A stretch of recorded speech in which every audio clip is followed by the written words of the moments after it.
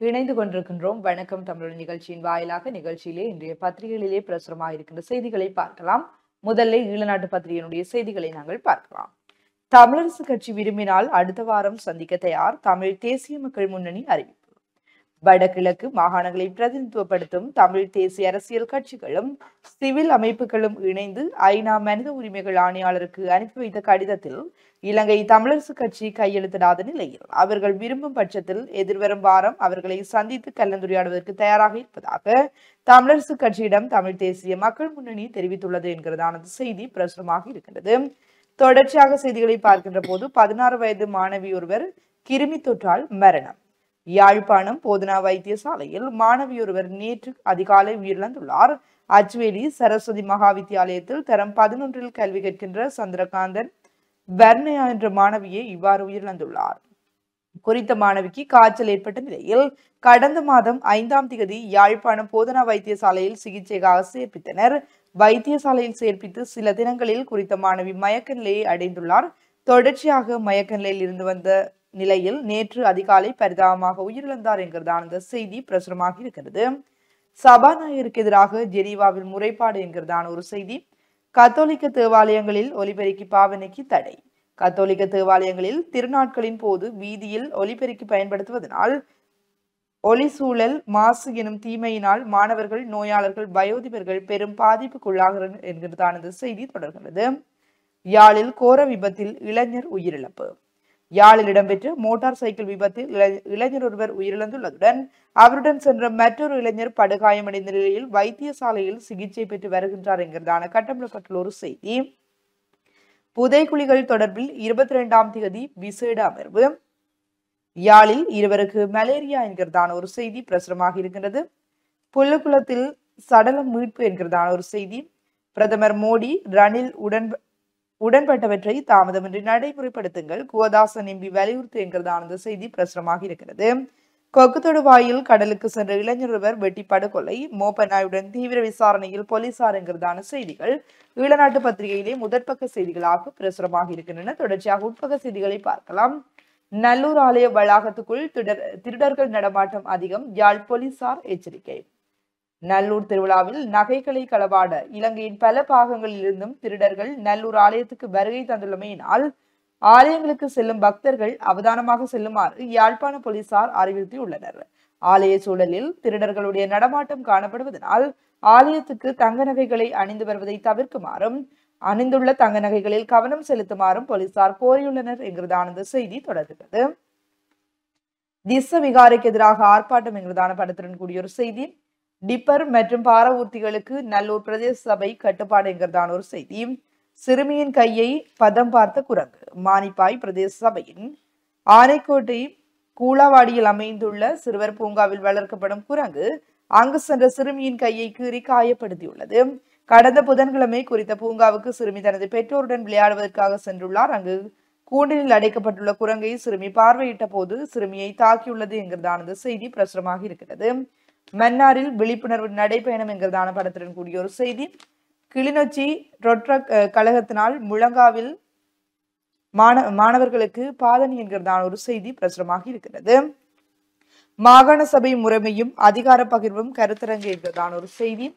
தொடர்ச்சியாக உட்பக்க செய்திகளை பார்க்கின்ற போது 500 போதை மாத்திரைகளுடன் சுன்னாகத்தில் இளைஞன் கைது. யாழ் சுன்னாகம் பகுதியில் பெருமளவு போதை மாத்திரைகளை போலீசார் நேற்று முன்தினம் இரவு கைப்பற்றினர்.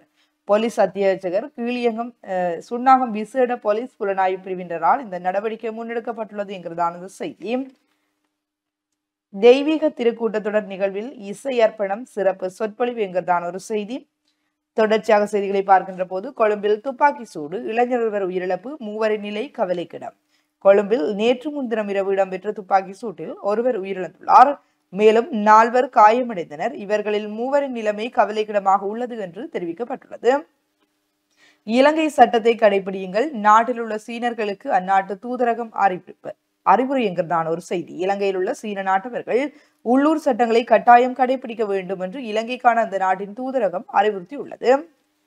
பாதுகாப்பு பிரதியமைச்சர் மீது நம்பிக்கையில்லா பிரேரணை, நாளை மறுதினம் கையளிக்க திட்டம்.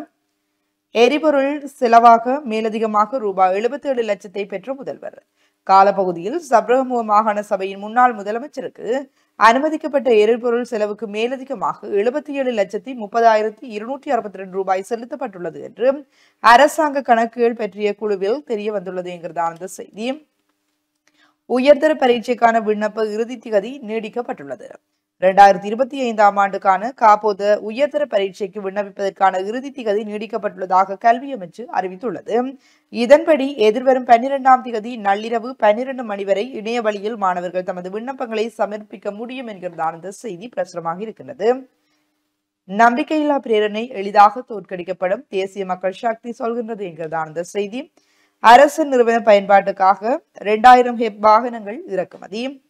100 கோடி ரூபாய் மதிப்புள்ள போதைப் பொருள் சிக்கியது, சந்தேக நபர்கள் 2 கைது என்கிறதான ஒரு செய்தி.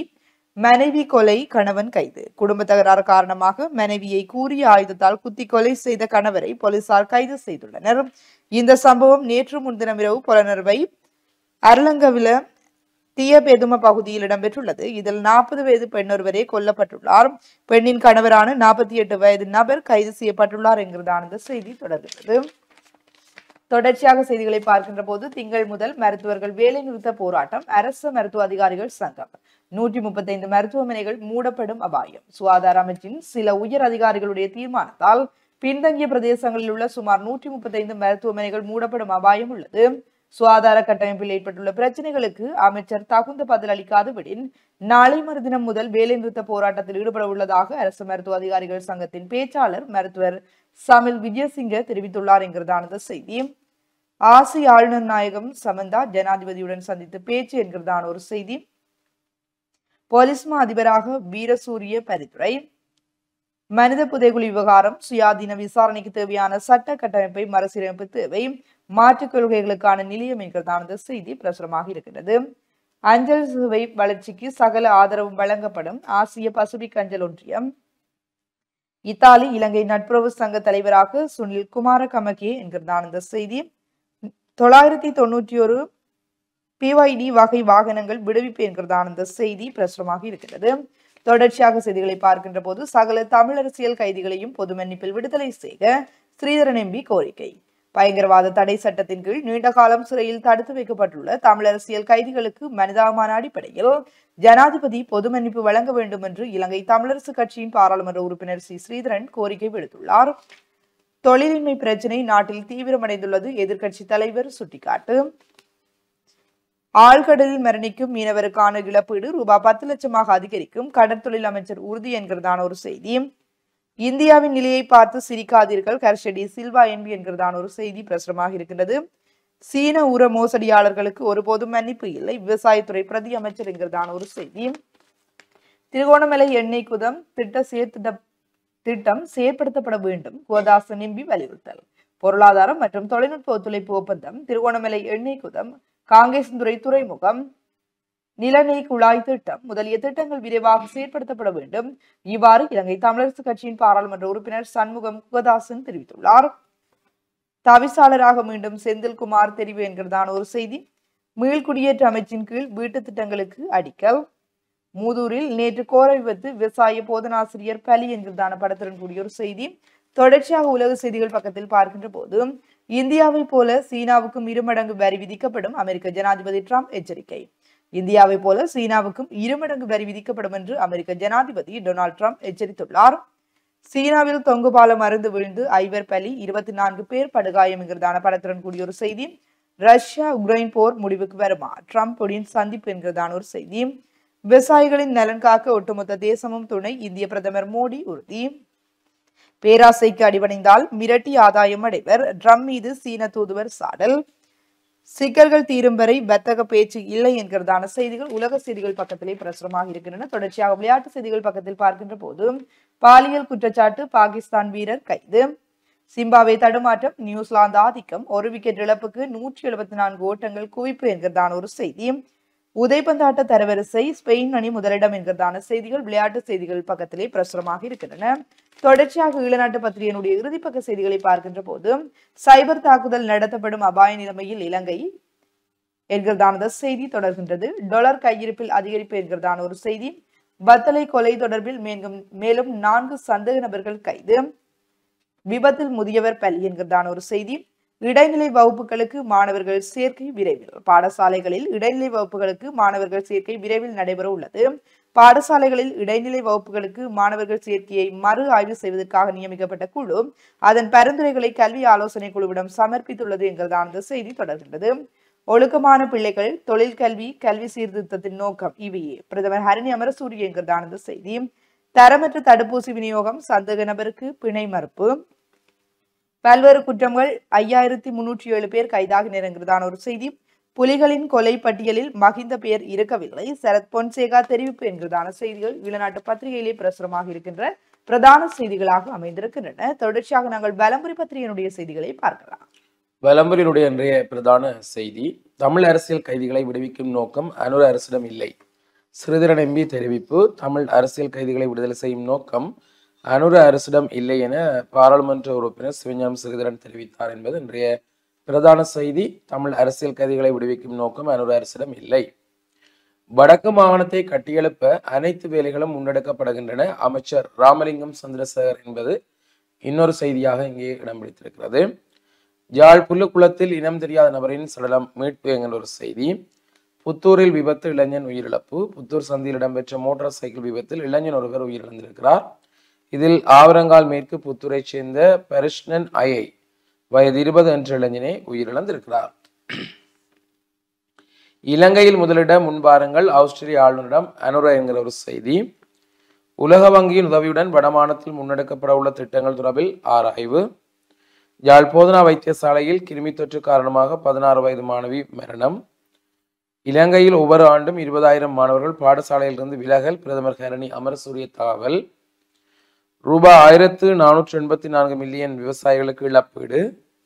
முல்லைத்தீவு கொக்கு தொடுவாயில் கடற்றொழிலுக்கு சென்ற இளைஞன் கொலை போன்ற செய்திகள் இன்றைய வலம்புரியினுடைய முற்பக்க செய்திகள். உட்பக்க செய்திகளை பார்த்தால், செம்மணி புதைகுழி விவகாரம் சர்வதேச விசாரணைக்கு இந்தியா அழுத்தம் கொடுக்க வேண்டும், இந்திய பாராளுமன்ற உறுப்பினர் கோரிக்கை. செம்மணி மனித புதைகுழி குறித்து சுயாதீன சர்வதேச கண்காணிப்புடனான விசாரணைக்கு இந்தியா பரப்புரை செய்ய வேண்டும் என இந்திய பாராளுமன்ற உறுப்பினர் சசிகாந்த் செந்தில் வேண்டுகோள் விடுத்துள்ளார் என்கிற ஒரு செய்தி.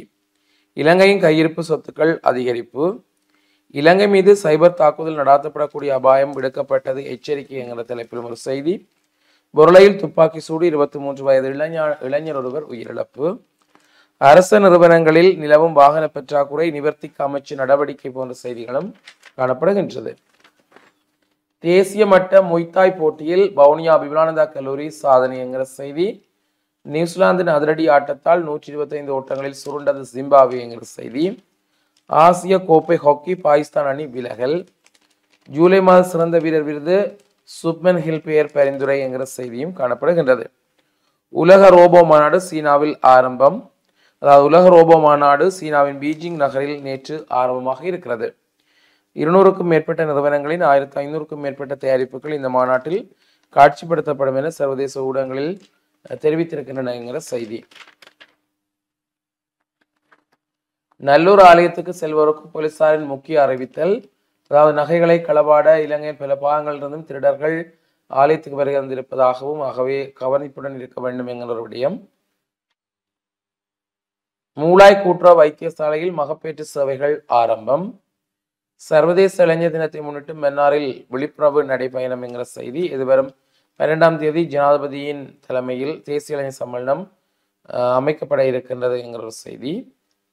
மனுஷ் சங்கடா திரைப்படம் திரையிடல். யாழ்ப்பாண திரைப்படக் கழகத்தின் மாதாந்த நிகழ்ச்சியாக அம்சன் குமார் நெறியாள்கையில் உருவான மனுஷ் சங்கடா திரைப்படம் நாளை ஞாயிற்றுக்கிழமை மாலை 4 மணிக்கு யாழ்ப்பாணம் கந்தர்மடம் 18/2 அம்மன் வீதியில் அமைந்துள்ள பெலாலி வீதி வீனஸ் மருத்துவமனை அருகாமை எங்கட புத்தகங்கள் இல்லத்தில் இலவச காட்சியாக திரையிடப்பட உள்ளது என்கிற செய்தி. ஆடியபாதம் வீதியில் டிப்பர் பாரவூர்திகள் பயணிக்க கட்டுப்பாடு என்ற தலைப்பிலும் ஒரு செய்தி. பனைமரங்களுக்கு தீ வைத்த விசாமிகள் அதிகளவான பனைகள் எரிந்து நாசம். யாழ்ப்பாணம் வடமராட்சி கிழக்கு கட்டைக்காட்டு பகுதியில் தையிட்டி திசவிகாரிக்கு எதிராக ஆர்ப்பாட்டம் போன்ற செய்திகளும் காணப்படுகின்றது. வெளிநாட்டு செய்திகள் பக்கத்திலே பார்த்தால், காசாவை கைப்பற்றும் திட்டத்துக்கு இஸ்ரேலிய அமைச்சரவை ஒப்புதல், எச்சரிக்கை விடுக்கும் ஐநா. காசா நகரை முழுமையாக கைப்பற்றும் திட்டத்திற்கு இஸ்ரேலின் பாதுகாப்பு அமைச்சரவை ஒப்புதல் அளித்துள்ளதாக பிரதமர் பெஞ்சமின் நெதன்யாகுவின் அலுவலகம் தெரிவித்திருப்பதாக ஒரு செய்தி. அடுத்த வாரம் ட்ரம்புடன் சந்திப்பு, வெள்ளை மாளிகை தகவல் என்கிற செய்தி. கென்யாவில் குடியிருப்பு பகுதியில் விழுந்து விபத்துக்குள்ளான விமானம் 6 பேர் உயிரிழப்பு. சீனாவில் தொங்குபாலம் அறந்து விழுந்து விபத்து, 5 உயிரிழப்பு, 24 பேர் படுகாயம். உதவிக்கு வந்த லொரிகள் கவிழ்ந்து 20 பேர் உயிரிழப்பு. காசாவில் துயரம் என்கிற தலைப்பில் ஒரு செய்தி காணப்படுகின்றது. உயர்கல்வி மாணவர்களுக்கான கல்வி அமைச்சின் அறிவிப்பு. 2025ஆம் ஆண்டு காப்போது உயர்தர பரீட்சைக்கான விண்ணப்பங்களை சமர்ப்பிப்பதற்கான இறுதி தேதி நீடிக்கப்பட்டுள்ளது என கல்வி அமைச்சு அறிவித்துள்ளது. இதன்படி ஆகஸ்ட் 12ஆம் தேதி நள்ளிரவு 12 மணி வரை இணைய வழியில் விண்ணப்பங்களை சமர்ப்பிக்க முடியும் என்கிற ஒரு செய்தி. முகாமிற்கு வருகை தருமாறு கூறி 5 மீது இராணுவம் தாக்குதல், ஒருவர் காணாமல் போயுள்ளார். முத்தியங்கட்டில் சம்பவம் என்கிற செய்தி. முத்தியங்கட்டுக்குளம் இடதுகரை இராணுவ முகாமிற்கு வருகை தருமாறு கூறிவிட்டு 5 மீது இராணுவம் தாக்குதல் நடாத்தியுள்ளது. அதில் ஒருவர் நேற்று காணாமல் போயுள்ளார் என்கின்ற தலைப்பில் அந்த செய்தி. திருவோணமலை குச்சவெளியில் ஆடவரின் சடலம் மீட்பு. நீச்சல் போட்டியில் சிறுவன் சாதனை. கொழும்பு சென்ட் பெனடிக்ட் கல்லூரியின் 2ஆம் தர மாணவரான தினேஷ் கெதாவ் 50 மீட்டர் நீச்சல் போட்டியில் புதிய உலக சாதனை படைத்துள்ளார்.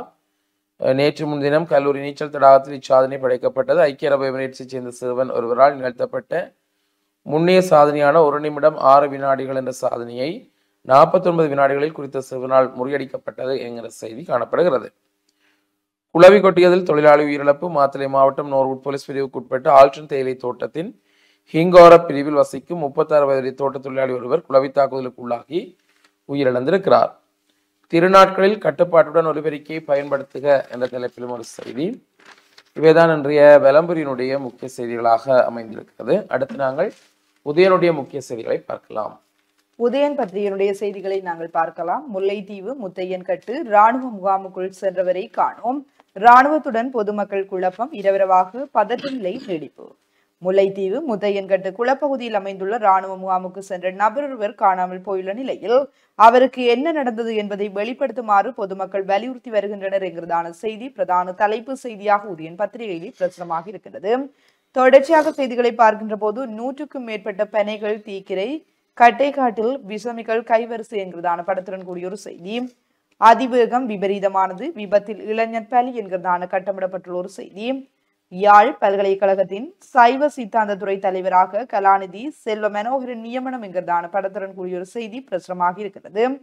அரசாங்கத்துக்கு எதிராக சதி, ஜனாதிபதியின் குற்றச்சாட்டு எந்த அடிப்படையும் அற்றது, ஐக்கிய தேசிய கட்சி கண்டனம் என்கிறதான இந்த செய்தி. சிறுமி துஷ்பிரயோகம், ஒருவருக்கு மறியல். சட்டவிரோத விகாரையை உடனடியாக அகற்றுங்கள், தையிட்டியில் நேற்றும் போர். புல்லுக்குளத்திலிருந்து ஆணொருவரின் சடலம் மீட்பு என்கிறதான ஒரு செய்தி. இலங்கை கடற்படைக்கு எதிராக கடுமையான நடவடிக்கை தேவை, பாம்பனில் மீனவர்கள் போராட்டம். பரவல் இல்லாவிட்டாலும் மலேரியா நுழம்புகள் இன்னமும் இலங்கையில், மருத்துவர் கேதீஸ்வரன் அதிர்ச்சி தகவல் என்கிறதான ஒரு செய்தி. இலங்கையில் மலேரியா காய்ச்சலில் உள்ளூர் பரவல்கள் கட்டுப்படுத்தப்பட்டாலும் மலேரியா நோயை காவக்கூடிய நுழம்புகள் தொடர்ந்தும் காணப்படுகின்றன. இவ்வாறு யாழ்ப்பாணம் பிராந்திய சுகாதார சேவைகள் பணிப்பாளர் மருத்துவர் கேதீஸ்வரன் தெரிவித்துள்ளார். கடலுக்கு சென்று திரும்பிய மீனவர் வெட்டி படுகொலை, கொக்கு தொடுவாயில் கோரம் என்கிறதான ஒரு செய்தி. காய்ச்சல் காரணமாக சிறுமி பரிதாப சாவு என்கிறதான செய்திகள் உதயன் பத்திரிகையிலே முதற்பக்க செய்திகளாக பிரசுரமாக இருக்கின்றன. தொடர்ச்சியாக உட்பக்க செய்திகளை பார்க்கலாம். இளம் தலைமுறைகளிடையே தேய்கின்றது சமூக அக்கறை, அதனாலேயே காப்பகங்கள் உருவாக்கும் என வடக்கு ஆளுநர் கவலை. இன்றைய இளம்பராயத்தினருக்கு சமூகம் என்றால் என்னவென்று தெரியாத நிலைமைதான் இருக்கின்றது. மற்றவர்களுக்கு உதவ தெரியாதவர்களாக அவர்கள் வளர்கின்றார்கள். அதனால் தான் மூத்தோர் காப்பகங்கள் எமது சமூகத்துக்கு கூட அத்தியாவசிய தேவையாக மாறி வருகின்றது என்று வடக்கு மாகாண ஆளுநர் வேதநாயகன் தெரிவித்தார். கடந்த செவ்வாய்க்கிழமை யாழ் வடமராட்சி துணாலை மத்தியில் புதிதாக கட்டப்பட்ட கரவை நல்காப்பகத்தின் திறப்பு விழாவின் நிகழ்வின் போது பிரதமர் விருந்தினராக கலந்து கொண்டு உரையாற்றிய போது அவர் இவ்வாறு தெரிவித்துள்ளார் என்கிறதான அந்த செய்தி தொடர்கின்றது. தொடர்ச்சியாக செய்திகளை பார்க்கின்ற போது நிறைவேற்று அதிகாரத்தை நீக்குவதில் அனுர பின்னடிப்பு, ஐக்கிய மக்கள் சக்தி குற்றச்சாட்டு. வட்டி வீதம் சரிவு, வைப்பு தொகை உயர்வு. சந்தை வட்டி விகிதங்கள் சரிவுக்கு ஏற்ப வைப்பு தொகைகளுக்கான வட்டி வீதங்கள் சரிந்துள்ளன என்கிறதான கட்டமிடப்பட்டுள்ள ஒரு செய்தி. சஜித் இருக்கும் வரையில் திசை காட்டிய அரசாங்கமே சுனில் கந்தின்முத்தி தெரிவிப்பு. மனித உரிமைகள் பணியகத்தின் இலவச மருத்துவ முகாம் என்கிறதான ஒரு செய்தி. தொடர்ச்சியாக உட்பக்க செய்திகளை பார்க்கின்ற போது மனித புதைகுழி விடயத்தில் சட்ட கட்டமைப்பு தேவை, மாற்றுக் கொள்கைகளுக்கான நிலையம் வலியுறுத்து. மனித புதைகுழி விவகாரம் தொடர்பில் சுயாதீனமானதும் பக்கசார்பற்றதும் பாதிக்கப்பட்ட தரப்பை மையப்படுத்தியதுமான செயல்முறைக்கு துணை அளிக்கக்கூடிய சட்டம் மற்றும் கட்டமைப்பு ரீதியான மறுசீரமைப்புகளை மேற்கொள்ள வேண்டும் என்று நீதியமைச்சரிடம் மாற்றுக் கொள்கைகளுக்கான நிலையம் வலியுறுத்தியுள்ளது என்கிறதான அந்த செய்தி பிரசுரமாக இருக்கின்றது. நல்லூர் ஆலயம் நோக்கி நீண்ட பாத யாத்திரை என்கிறதான ஒரு செய்தி. வெள்ளி ஞாயிறுகளில் வகுப்புகள் நடத்தாதீர்கள். பலிகாமம் வடக்கு பிரதேசத்தில் வெள்ளிக்கிழமை மாலை மற்றும் ஞாயிற்றுக்கிழமை காலை வேளைகளில் தரம் 9க்கு உட்பட்ட மாணவர்களுக்கு தனியார் மற்றும் குழந்தை வகுப்புகள் நடத்துவோருக்கு எதிராக நடவடிக்கை எடுக்கப்பட்டுள்ளது. மாணவரின் உடல் உள சமூக ஆன்மீக நல்வாழ்வை கருத்தில் கொண்டு யாழ் மாவட்ட செயலரால் எடுத்துக் கொள்ளப்பட்ட இந்த தீர்மானத்தை மீறி வகுப்புகள் நடத்தப்படுவது தொடர்பாக முறைப்பாடுகள் கிடைத்துள்ளன என்கிறதான இந்த செய்தி பிரசுரமாக இருக்கிறது. உயர்தர பரீட்சை விண்ணப்பிக்கும் காலம் நீடிப்பு என்கிறதான ஒரு செய்தி. பூரணி இந்து மயானத்துக்கு அபிவிருத்தி குழு தெரிவு என்கிறதான ஒரு செய்தி. வேலணையில் நவீன வசதியுடன் பொது விளையாட்டு மைதானம், பல்துறைசார் அதிகாரிகள் ஆய்வு என்கிறதான ஒரு செய்தி பிரசுரமாக இருக்கின்றது. மாகாண தேர்தல்களை முடிந்தால் நடத்துங்கள், பிரமுன கட்சி சவால். முடிந்தால் மாகாண சபை தேர்தல்களை நடத்த வேண்டும் என்று தேசிய மக்கள் சக்தி அரசாங்கத்துக்கு ஸ்ரீலங்கா பொதுஜன பிரமுன கட்சி சவால் விடுத்துள்ளது. பொருளையில் துப்பாக்கி சூடு, 2 பலி என்கிறதான ஒரு செய்தி. குடும்ப தகராறில் மனைவி கொலை. உயர்தர பரீட்சை மீள் மதிப்பீடு பெறுவேறு வெளியீடு என்கிறதான ஒரு செய்தி பிரசுரமாக இருக்கின்றது. விசேட சோதனை, 838 பேர் கைது. சிறுபான்மையினர் பிரச்சினைக்கு நாடாளுமன்றத்தில் தீர்வு இல்லை, பதியுதீன் எம்பி தெரிவிப்பு. நாடாளுமன்றத்துக்கு கொண்டுவரப்பட்ட சிறுபான்மை சமூகங்களின் எந்த ஒரு பிரச்சனைகளுக்கும் தீர்வு காணப்பட்டதாக வரலாறுகள் இல்லை என நாடாளுமன்ற உறுப்பினர் ரிஷாட் பதியுதீன் தெரிவித்துள்ளார். தொடர்ச்சியாக உட்பக்க செய்திகளை பார்க்கின்ற போது மூளாய் மருத்துவமனையில் மகப்பேற்று சேவை ஆரம்பம் என்கிறதான ஒரு செய்தி. தவறை உணர்ந்து இந்தியா இனியாவது உதவ வேண்டும், கஜேந்திரன் வலியுறுத்து. இந்தியா கடந்த காலங்களில் ஈழத்தமிழ் மக்களுக்கு பெரும் வரலாற்று தவறை இழைத்துள்ளது. இனியாவது இந்தியா அந்த தவறை உணர்ந்து தமிழர்களின் தேசம் இறமை அங்கீகரிக்கப்பட்ட வகையிலான சுயாட்சி தீர்வை எட்டுவதற்கு உதவ வேண்டும் என்று தமிழ் தேசிய மக்கள் முன்னணியின் பொதுச் செயலாளர் சே கஜேந்திரன் வலியுறுத்தியுள்ளார். வல்வை படுகொலையின் 36வது ஆண்டு நினைவேந்தல் நிகழ்வு கடந்த சனிக்கிழமை வல்வெட்டித்துறையில் நடைபெற்றது. அதில் உரையாற்றும் போது அவர் இவ்வாறு தெரிவித்துள்ளார் என்கிறதான அந்த செய்தி தொடர்கின்றது. பொது போக்குவரத்து முறைப்பாட்டு இலக்கம். பொது போக்குவரத்தில் பொதுமக்கள் எதிர்நோக்கும் அசௌகரியங்கள் மற்றும் இடர்பாடுகளை முறையிடுவதற்கு இலக்கம் வடக்கு மாகாண வீதி பயணிகள் போக்குவரத்து அரசு சபையினால் அறிமுகம் செய்யப்பட்டுள்ளது என்கிறதான அந்த செய்தி. மாற்றுத்திறனாளிகளின் திறமைகள், கிளிநொச்சி மாவட்டம் 3ஆம் இடம் என்கிறதான படத்துடன் கூடிய ஒரு செய்தி. 15 முதல் 17 வரை புத்தக திருவிழா. யாழ் வர்த்தக தொழில்துறை மன்றத்தின் ஏற்பாட்டில் யாழ்ப்பாண சர்வதேச புத்தக திருவிழா 2025 எதிர்வரும் 15ஆம் திகதி முதல் 17ஆம் திகதி வரை யாழ் திருவள்ளுவர் கலாசார மையத்தின் கண்காட்சிகளுக்காக ஒதுக்கப்பட்டுள்ள பகுதியில் நடத்தப்பட உள்ளது என்கிறதான இந்த செய்தி. இறுதிப்பக்க செய்திகளை பார்க்கின்ற போது மோசடி வழக்குகளின் தரவுகள் எதுவும் இல்லை, நீதியமைச்சர் தெரிவிப்பு. ஆங்கில கற்பித்தல் துறை 1வது ஆய்வு மாநாடு என்கிறதான செய்திகள் உதயன் பத்திரிகையிலே இன்றைய நாளில் பிரசுரமாக இருக்கின்ற பிரதான செய்திகளாக அமைந்திருக்கின்றன. தொடர்ச்சியாக நாங்கள் தினக்குரல் பத்திரிகையினுடைய செய்திகளை பார்க்கலாம். தினக்குரலுடைய இன்றைய பிரதான தலைப்புச் செய்தி, தையிட்டி விகாரை விவகாரத்தில் அனுர அரசாங்கம் இரட்டை வேடம், மாற்றுக்காணி பெறுமாறு மக்களுக்கு அழுத்தம். தையிட்டி ஆக்கிரமிப்பு காணியில் புதிய கட்டிடம் கட்ட அரசு ஒத்தாசை. அரசாங்கத்திடம் இனவாதம் இல்லை என்றால் விகாரை அகற்ற தயக்கம் ஏன் என்கின்ற ஒரு வினாக்குறியுடன் அந்த செய்தி அமைந்திருக்கிறது. நல்லூர் சுற்றாடலில் திருட்டு கோஷ்டிகள், அவதானமாக இருங்கள், போலீசார் எச்சரிக்கை.